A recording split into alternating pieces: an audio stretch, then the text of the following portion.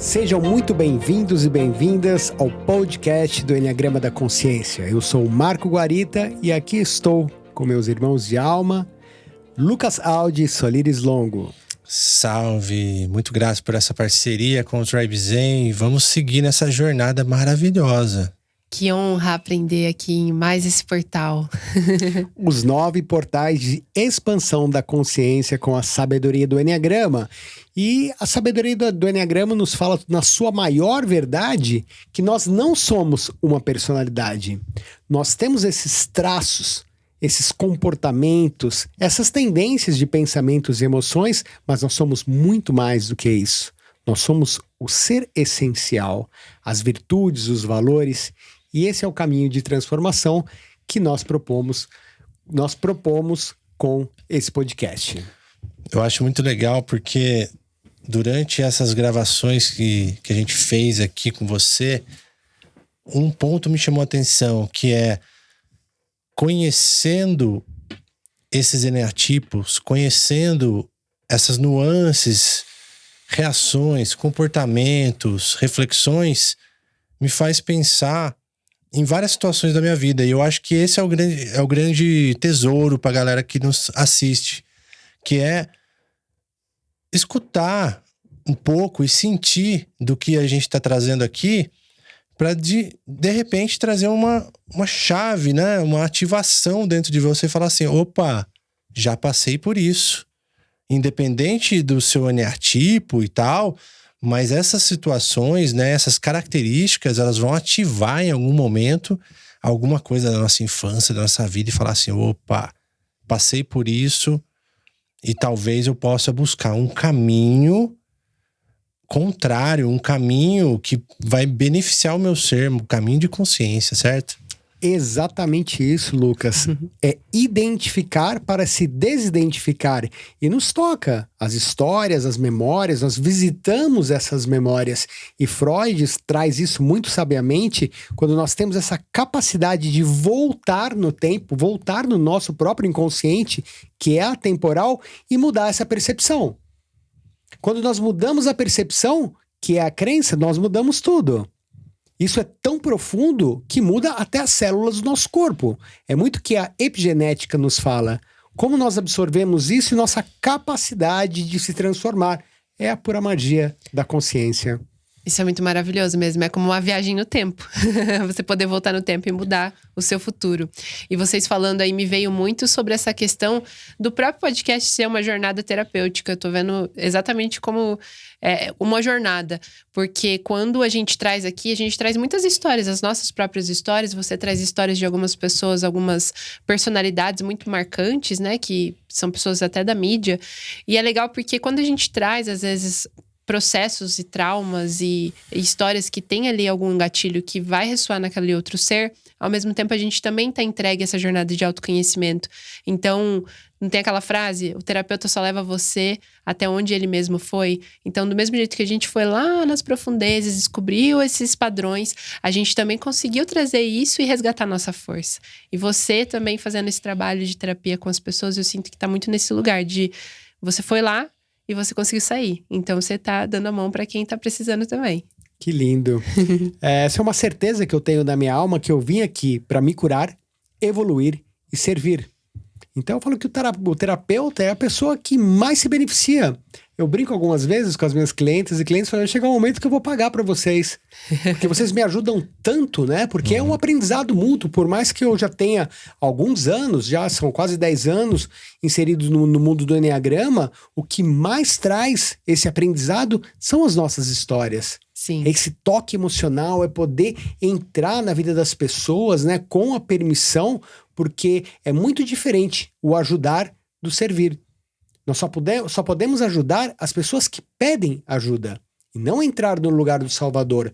A pessoa ela tem que estar aberta para essa informação entrar. Para nós, para as pessoas que nos ouvem, porque se não há essa abertura da consciência, não tem como. A informação não faz sentido. E a partir do momento que tem essa abertura, a consciência começa a trabalhar, porque ela está sempre buscando evoluir, né? Ela está buscando compreender o que está por trás desses padrões do próprio ego, né? Quais são essas dores que a gente está trazendo, essa questão muito forte, né, das feridas emocionais, a parte emocional, para quê? Para não ser condicionado por esse lugar. Sim, se libertar das correntes. É isso. Perfeito.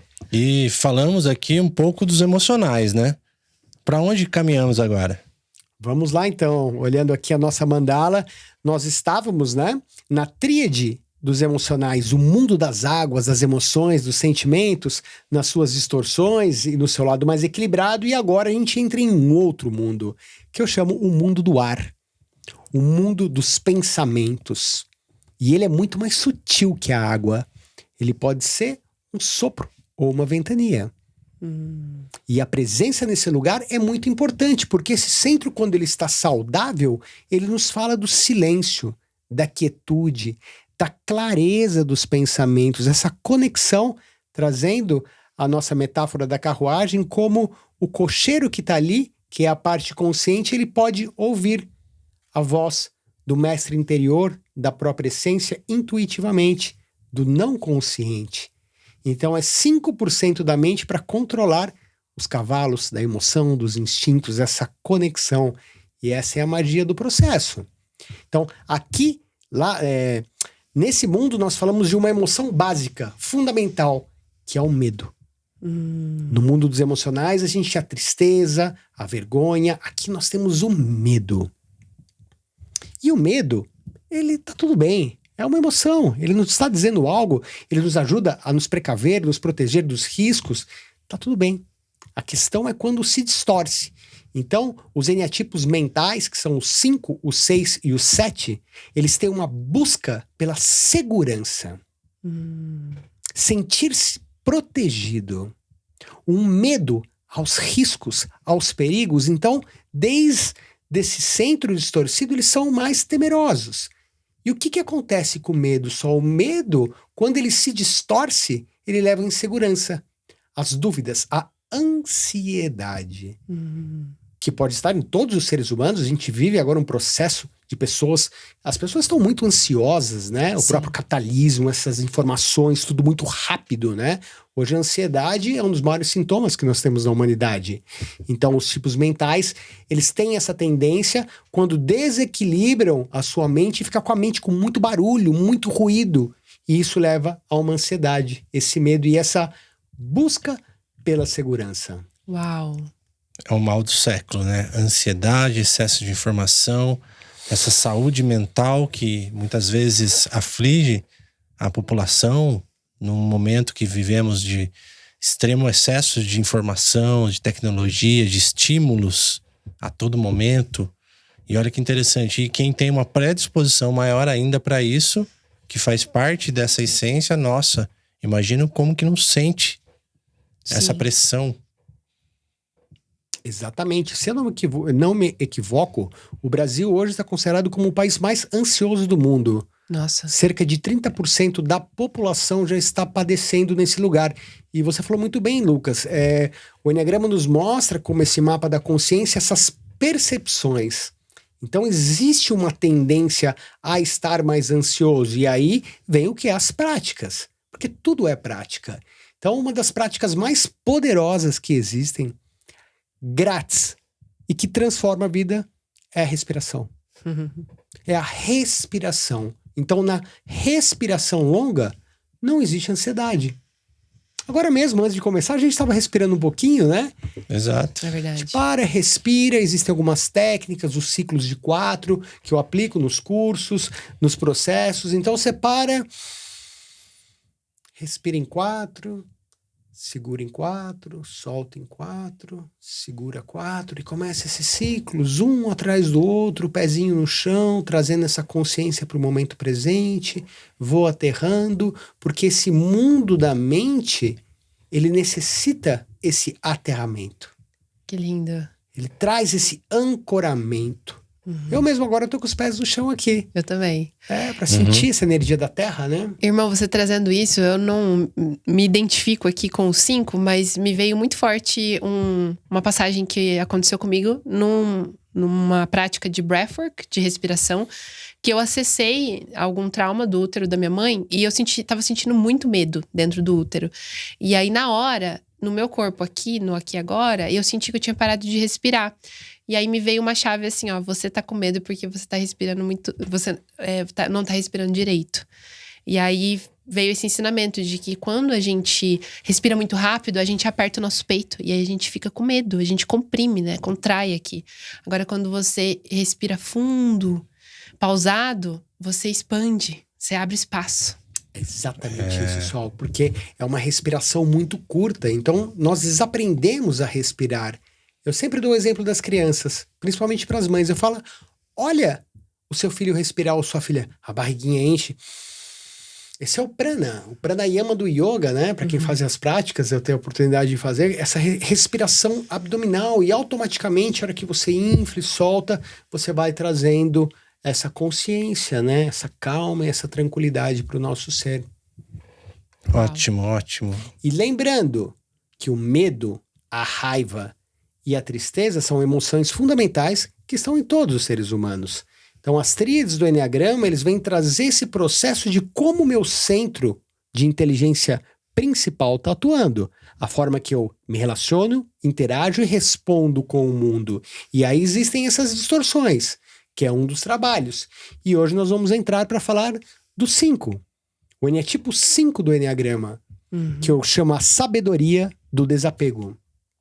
E é um processo muito mental, porque os 5, eles têm essa questão da mente muito ativa, são pessoas mais reservadas, mais observadoras, que têm uma tendência a se distanciar, são extremamente analíticos, científicos, curiosos. São pessoas que buscam muito a autonomia e a autossuficiência. Então, eles têm uma sensação, algumas vezes, como a gente vai falar, de invisibilidade. Eles estão mais retirados, mais na deles, são mais quietos, têm uma tendência a ser bastante introvertidos, tímidos, mas ao mesmo tempo muito eloquentes, como a gente vai ver no nosso depoimento, que a gente vai deixar no final. Sim. Então são algumas características que já começam a marcar, porque esse centro ele se distorce muito, e quando a mente ela está muito ativa, ela sequestra o corpo e sequestra o coração. E essa é uma tendência do 5, de uma hipertrofia mental. Ele vai se distanciando e a gente vai entender o porquê isso acontece. Quando você trouxe a descrição do 5, eu me identifiquei em alguns pontos. Falei, pô, eu navego por aí. E olhando na mandala aqui, olha só. Eu também me identifico muito com o 8. Estamos aqui naquele bolão de saber que, qual será? É o meu eneatipo. Mas eu me identifico bastante com o 8 e olha a flecha onde vem, no 5. Sim. Então, eu sinto que eu navego por aqui. Eu sinto uma ressonância no meu ser aqui. E esse é um movimento muito interessante, né? Do 8 para o 5, quando ele entra em estresse, ele vai sem consciência, ele entra nesse lugar e se retira. E também tem a parte da consciência, que um 8 vai e acessa os campos, né? São extremamente inteligentes. A gente está falando do ponto 5, do ponto da iluminação, da sabedoria, da onisciência, uma capacidade singular de entrar no campo e decodificar. Eles são os grandes inventores, gênios. Einstein, Stephen Hawking, Mark Zuckerberg, professora Lucilene Galvão, que me arrisco a falar que ela é um 5 do Eneagrama. Sim. E quando eu falo do 5, me vem muito um príncipe que esteve há mais de 2.500 anos aqui na Terra. E esse príncipe chamava Siddhartha. E a história dele é lindíssima. E ele, aos 29 anos, a primeira vez que ele sai do palácio, né? Porque ele vivia no mundo de um conto de fadas. O pai dele estava preparando ele para ser um guerreiro, príncipe, e ele não tinha contato com nada. E a primeira vez que ele sai, Sol, ele encontra um velho, um doente, e ele vê uma pessoa morta. E aquilo toca tão profundamente a alma dele, e ele entra num processo de compaixão com a humanidade que ele fala, eu quero descobrir qual que é o sofrimento humano. Só que nesse momento ele fica muito dividido, porque a esposa dele tinha acabado de ter um bebê. E ele, cheio de dúvidas, medos, inseguranças, como todos nós temos em nossas vidas, ele não sabe o que ele faz. Ele entra nesse quarto e quando ele vai olhar o bebê que tá com a mantinha, ele vai puxar para ver o rosto porque ele nunca tinha visto. Ele fica com medo. Ele fala, se minha esposa ver, ela vai gritar, meu pai vai vir, eu não vou poder sair. E aí ele resolve sair. E sai. Nessa missão que ele não sabia o que ia acontecer. E a princípio ele corta, né, o seu cabelo, e ele começa a fazer as práticas ascetas, rigorosas, de disciplina, de comer pouco, e ele vai por muito tempo, né? Ele fica meditando profundamente, comendo pouco. Era um cientista. Era um grande cientista de si mesmo, né? Que lindo! É. Que lindo! É verdade. Que lindo! Tem um livro muito extraordinário chamado O Príncipe Siddhartha, de Hermann Hesse, que eu indico, que fala muito bem, conta muito melhor do que eu essa história, mas esse momento que ele tá nesses processos tão rigorosos de autocontrole e disciplina, ele tem um insight. Ele fala, não é sobre isso. Não é sobre o excesso de disciplina, nem de autocontrole, nem de luxo que eu vivia. É sobre o equilíbrio. E aí, quando ele faz uma refeição, ele senta embaixo da árvore Bodhi e ele faz o processo da iluminação. Que ele sai de ser Siddhartha Gautama, o Buda, o Siddhartha Gautama, e entra na consciência búdica. E ele acessa esse ponto. E isso é extraordinário, porque ele fala do quê? Do equilíbrio, do caminho do meio. E é tão legal porque ele foi com essa motivação ali profunda de descobrir qual era o motivo do sofrimento humano. E ele ali fazendo as práticas e não conseguia descobrir. E a hora que ele se entrega e solta, ele consegue descobrir. Exatamente a origem. isso. E depois de 12 anos ele volta pro castelo. Uau. E quando ele chega, o pai dele, muito bravo, começa a falar com ele, fica 1 hora falando na cabeça dele e ele não responde. Ele na consciência búdica, né? E o pai dele fala, o que aconteceu com você? Você era tão orgulhoso, vaidoso, isso e aquilo, mas você não se mexe. E aí a esposa dele aparece. Ela falou, só tenho uma pergunta pra você, porque são 12 anos, o seu filho tá aqui, ele pergunta todo dia de você. Você não conseguiria fazer isso aqui? E ele falou, eu não sabia disso.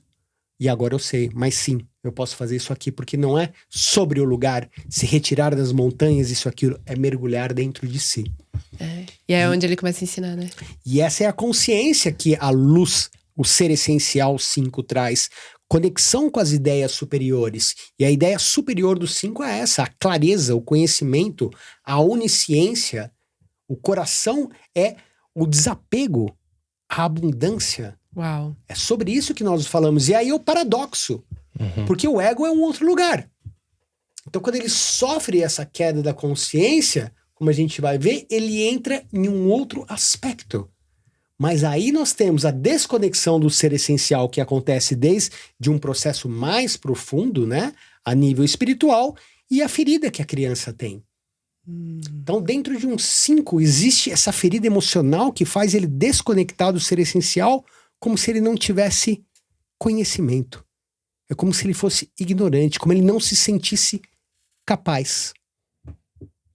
Olha Nossa. aí. E essa criança tem uma dor muito grande, porque ela sentiu na sua infância que ela foi invadida, que a sua privacidade foi invadida. Isso para eles é muito importante. E no movimento da criança da alma de um 5, nós temos um 8. Então ela tem muita raiva reprimida. Então existe um processo, né, mergulhando um pouquinho mais profundo, da criança interior, que isso acontece com todos os mentais, que é uma falha na fase de separação. A fase de separação é quando a criança vai se separando da mãe, e ela vai para a vida, e ela busca, e nesse lugar o 5 ele fica um pouco perdido, e aí começa a busca pelo conhecimento, porque o maior medo é o medo a não ter conhecimento, a se sentir inútil, se sentir incapaz. E o conhecimento traz segurança. E essa é uma armadilha do ego. E o desejo o que é? Acumular conhecimento, buscar cada vez, buscar fazer, só que e aí, o que faz com todo esse conhecimento? E ele confunde o conhecimento com a sabedoria, porque a sabedoria é o conhecimento levado à prática. Essa é a compreensão que vem no coração, não é um entendimento no plano mental. E aí nós começamos, a consciência dele vai cada vez caindo mais. E existe muita dor. Porque os 5, eles extremamente... Eu me dou muito bem com eles, né? Tenho muitos em minha vida. Eles são hipersensíveis. E nesse processo, é como se a energia toda subisse para a mente. E aí, qual que é a motivação? Distanciar-se física e emocionalmente e se reservar dentro de si. O medo desse contato de um mundo que é grande demais. Então, eles têm uma tendência muito a se retirarem às suas covas. Então, o 5 tem essa coisa muito solitário, sozinho, com o seu computador, os livros, buscando conhecimento. E existe uma dor muito grande, que é o depoimento de um querido amigo meu psicanalista, que a gente vai colocar no final. Quando ele fala, Marco, quando eu conheci o Enneagrama foi extremamente libertador.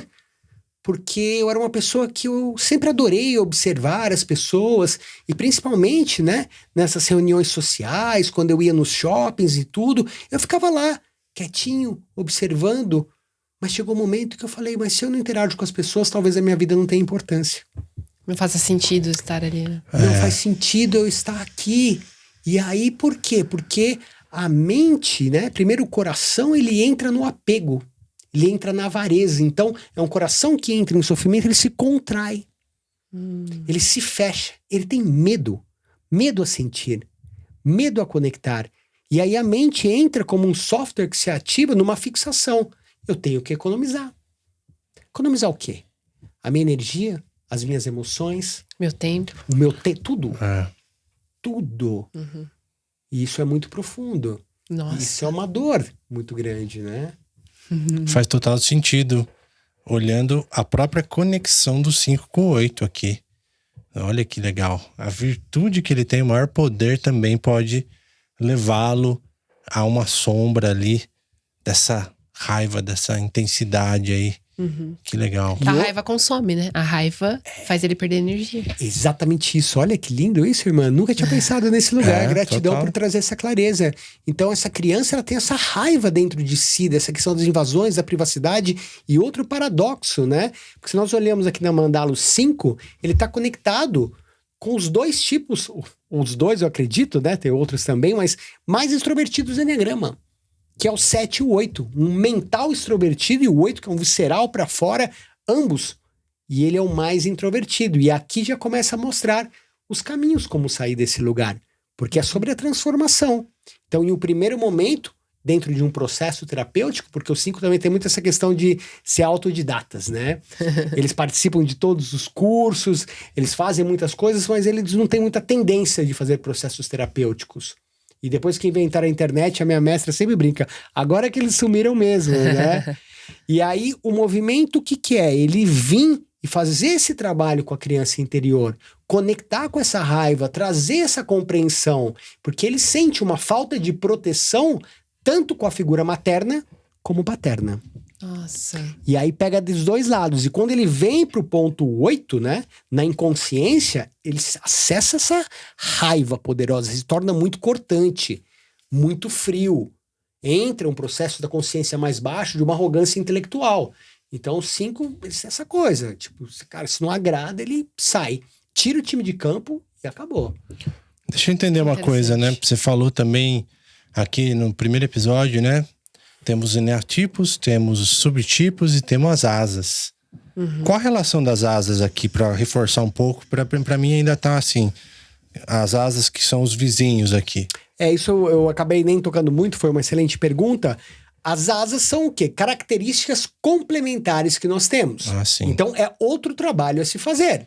Você acessa ele desde uma consciência ou desde uma inconsciência. Então, no ponto 5, quando ele acessa ou tem uma dominância de uma asa 6, ele entra num processo muito maior da dúvida, do medo, da insegurança. Certo. Quando ele puxa para o lado 4, que é um lado mais emocional, ele acessa ainda mais profundamente o seu próprio vazio. Porque no ponto 5 nós falamos do vazio. Toda essa busca por conhecimento é para preencher o vazio que ele tem dentro de si. Nossa. E em contrapartida, quando ele acessa na consciência, no ponto 6, ele acessa a coragem, a força, a colaboração. Ele vai mais para os grupos. No ponto 4, ele acessa um lado mais emocional, mais criativo, mais intuitivo, mais romântico. Que bonito. Então são múltiplos É uma dança, trabalhos, né? É uma dança que tá ali o tempo todo. Pode ser que tenha uma asa mais dominante 6, pode ser que tenha 4, ou a influência das duas. Esse é um outro trabalho a ser feito. Por isso que eu falo que o Enneagrama é esse mergulho que é um mergulho sem fim, né? Muito bom. Na próxima temporada queremos aprofundar nas asas também, hein? Ok, os instintos, tudo, né? E trazendo também a consciência do 5 quando ele faz um movimento para o 7, inconsciente é um lugar onde ele entra na gula. Ele sai desse lugar muito introvertido, muito fechado, e ele começa a ficar mais hiperativo. A mente dispara, mais hiperativo. Muitas vezes tem uma tendência de fazer alguma coisa, parece que ele tá meio... Você fala, cara, o que aconteceu com essa pessoa? Meio louco, assim, né? De fazer algumas coisas e se tornar, assim, mais... Como que eu diria? Não é um lado mais da mania, né? Não seria um lado maníaco, mas um lado que, sabe, não ressoa. Só que quando ele faz isso com consciência, ele acessa a espontaneidade. Eles são super espontâneos, alegres, a gratidão, o estado de presença, são extremamente eloquentes. Que demais. Você começou a falar e eu comecei a pensar, né, nas pessoas do meu círculo social. E realmente, eu acho que pelo fato do 5 se distanciar quando tá na inconsciência ou não sabe o seu próprio tipo e acabar se fechando nesse mundo interno dele, nesse mundo que ele cria na mente, é difícil ver ele em grupos, né? Porque eu tenho vários amigos, assim, todos os tipos, mas 5 é uma coisa que eu conheço pessoas que você falou. Pessoas famosas, mas eu conheço pouca gente. Nós temos alguns amigos por perto, né? Sim. Nós temos um querido amigo, né? Que eu tô aqui me coçando para falar o nome dele, que ele tá muito próximo, porque o 5 tem uma coisa como 4 do conhecimento. Então, você quer ver eles, tipo, conectarem com você, eles imaginarem que você sabe uma coisa que eles não sabem. Essa é uma porta de entrada muito interessante com eles, porque no momento que eles veem que você sabe alguma coisa que eles não sabem, eles vão querer saber, porque são mais curiosos que a curiosidade. Que legal. São bons ouvintes de podcast, com certeza. Com certeza. Com certeza tem muitos por aqui, né? Quem se identificar aí já deixa nos comentários. E um outro lugar é conectar com eles nas emoções. Muito no drama, do lado emotivo, isso não funciona. E uma das observações, eu não costumo falar muito isso, porque você começa, mas que tipo, o Enneatipo combina com o outro, nada. Mas os 5 têm uma conexão muito forte com os 2 do Enneagrama. As 12, né, e os 5, por causa disso, né, dessa questão dessa busca emocional. Da busca do próprio coração, porque é um mecanismo. O mecanismo de defesa deles é o distanciamento. Então eles se distanciam. Então eles saem do coração, eles saem das sensações do corpo, como se não sentisse a raiva, a alegria, a tristeza, nada, e entra na mente. Então a mente se torna um refúgio, se torna uma defesa. Mas como eles são hipersensíveis, quando essa mente começa a ficar com muito barulho, com muitos pensamentos, o corpo começa a colapsar. Sim. Então eles começam a dar uns tilts assim mesmo do sistema, né? Porque eles são extremamente sensíveis. Então, antes de falar, essa pessoa é fria, essa pessoa é isso, aquilo, não. Vamos compreender o que está por trás. Não é sobre isso. O que acontece dentro desse sistema operacional? Verdade, né? Uau! Nossa. E, assim, colocando-nos como pessoas que se relacionam umas com as outras, né? É interessante saber de tudo isso, mas temos que ligar um alerta para não ficar nesse estereotipas, como que fala? No estereótipo. Rotulando, vamos lá, né? Estereotipando. Isso, estereotipando. Então, vou falar de novo aqui. Tem que tomar um cuidado para não entrar nesses estereótipos, assim, de falar, meu amigo é assim, tal, não sei o que, né? E já entendi o jogo dele, né? Sim. Por outro lado, é interessante ter essa percepção toda para sentir, porque aí a empatia começa a atuar, não é? Você fala assim, poxa, sinto isso, agora que eu entendo um pouco que esses movimentos, esse território pode existir, conheço até um pouco da história, conheço até um pouco desse contexto de vida, já convivi, e aí eu começo a ter uma força, assim, mais sensível com a empatia. Faz sentido? Faz total sentido. E quem rotula? Quem estereotipa?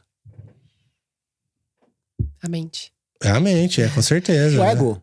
O ego. A mente, o baixo nível racional. de consciência. Então, você tocou no ponto primordial, que são as grandes armadilhas que o Enneagrama tem. Uma delas que é ficar se justificando com os tipos do Enneagrama, porque nós não somos um tipo. Isso é só a mente contando mais uma historinha. Olha, eu sou agressivo porque eu sou um 8. Eu sou frio porque eu sou um 5. Eu sou medroso porque eu sou um 6. A pessoa Justificativas, né? se justificativa, ela racionaliza um processo intelectual que todos os mentais têm isso muito forte, todos os seres humanos, o quê? Para não fazer o trabalho sobre si. Eu não vou conhecer esse sistema porque isso tá me rotulando. Não é sobre isso. É mais uma justificativa. Coloco mais e falo alguma coisa porque entra num processo mental. E foi o que você trouxe, é a compreensão. A compreensão cessa o julgamento. Quando eu compreendo aquilo que tá acontecendo, eu tenho uma possibilidade de conectar verdadeiramente com as pessoas. Então o Enneagrama é inteligência relacional. Em primeiro lugar, comigo mesmo. E depois com todas as outras pessoas. Eu deixo de julgar minha mãe. Eu deixo de julgar meu pai, meu irmão, minha namorada, meu companheiro, quem seja. Inclusive, eu recomendo para casais que nos ouvem, porque é uma cura muito, muito profunda quando você começa a se conhecer o seu tipo, que é justamente isso, de não entrar numa caixinha, mas você vê que tem muita similaridade com outras ferramentas, por exemplo, que a gente tem acesso, desenho humano, astrologia, Tzolk'in, tem muitas coisas que se encaixam, assim, pelo que eu tenho acessado dessas ferramentas que têm chego até nós, porque graças ao universo a gente recebe muitos mestres aqui, então cada um traz uma ferramenta e quando eles falam da sua ferramenta, eu consigo chegar no mesmo lugar. Sim. E é uma cura muito profunda para casais, porque você conhecer um pouco mais da pessoa que você compartilha a sua vida é uma cura muito profunda e vai alargando mesmo, como a Nanda diz, alargando as bordas do nosso coração. E a energia desse casal amigo nosso, né, que a gente tem a honra de receber eles aqui, foi o que aconteceu. Ela veio, depois que eu vi o podcast, começou a fazer um processo do mapa da consciência comigo, automaticamente ele 5 se interessou. E ele falou, não, eu quero fazer também, vamos lá. E aí eu fiz esse processo de uma maneira individual, tocando nos pontos de conscientização do padrão de cada um deles. E aí, quando eles começaram a se entender, falaram, é sobre isso. Agora eu entendo. Porque inclusive, você tem esse jeito de se retirar e eu quero conectar. E aí, é muito inteligente, né? Porque inclusive, a gente não vai dar os nomes aqui, mas eu quero deixar um abraço muito carinhoso para esse casal, que com certeza eles vão saber que a gente ama muito eles. É isso. Eu sinto que nessa percepção de casal, é interessante ter essa sensibilidade de falar assim, aqui é um terreno delicado. Porque eu entendo um pouco dessa história, desse sentir, eu me conecto com esse sentir. Então, poxa, eu vou navegar nesse terreno com mais cuidado. Eu vou auxiliar tudo que eu puder nesse sentido. Porque já tá, né? A gente já conhece um pouco da história um do outro, já entende como são os gatilhos, as reações. E aí, nós como companheiros, companheiras que provavelmente estão mais suscetíveis a essas reações, que é o que está mais próximo, né? O que está mais próximo da gente é o que mais sofre a influência dessas reações, desse inconsciente, desse instinto que está aflorando. Então, é muito bom ter essa clareza como casal. Eu acho sensacional. Eu, como analista comportamental, agora preciso fazer uma ressalva. No rosto da Sol, olhando o discurso do Lucas e falando exatamente isso. Porque quanto vocês não aprenderam e vocês estão fazendo esse trabalho lindo dentro da relação de vocês. Vocês podem falar muito melhor que eu, né, irmã? Sim. Como era tempos atrás e como que tá agora. E os nossos olhos já se enchem de lágrimas, né? Porque é sobre isso. Então, se a vida é uma escola e o relacionamento é uma universidade. Total. Porque você entra, né? Isso que a psicologia é a base, né? As memórias que nós temos, como que ela atrai para o nosso campo? Isso é muito divino, pela lei de correspondência e vibração. Ela traz essa pessoa para o campo que traz, muitas vezes, essas dores tão profundas da minha alma. Maravilhoso. E como isso ressoa, né? Que aprendizado gigantesco que tá trazendo. Porque se eu não venho da consciência, acaba. E é muito o que acontece com as relações hoje, elas acabam. Sim. É muito líquido. Não... Por quê? Não quero saber isso. Não quer aprofundar. Quais são as minhas necessidades? Quais são os meus sentimentos? Quais são os pedidos que estão por trás disso? Então eu vejo que o Enneagrama é uma chave. É uma grande chave de compreensão no relacionamento, resolução de conflitos, missão e carreira. Porque ela está falando sobre a alma. Nós estamos falando sobre os movimentos da alma. Nós estamos falando sobre as percepções e as histórias da mente, do ego e das suas reações instintivas. É muito profundo. É muito profundo. Então quer dizer que também casais podem passar por esse processo, por essa jornada contigo, para aprofundar, e você vai trazer também essa relação, essa correlação desses eneatipos, desse movimento que está acontecendo no momento presente deles. Sim, de forma individual. Individual. E eu procuro fazer, primeiro atender um e depois atender o outro. Não os dois Certo. ao mesmo tempo. E muitas dessas pessoas já estão dentro de alguns processos, né? O meu universo é o universo da neutralidade. Então tem que ser muito neutro nesse lugar. E eu busco levar o conhecimento sobre o mapa. E aí em processos terapêuticos mais profundos é diferente, né? Porque muita coisa vem à tona, né? Boa. Bom saber, Demais. tá vendo? Já ativou a chavinha para os casais. Talvez a gente faça alguma coisa por aqui mesmo, né? Sim. Com vocês assim tocando, a gente trazer alguma coisa com os casais, né? Trazer essa consciência. Porque são dinâmicas. Exatamente isso. Por isso que a gente usa também a mandala do Enneagrama como um tapete, né? Aqui a gente tá falando da forma psicológica. E aí, como nós já fizemos, né?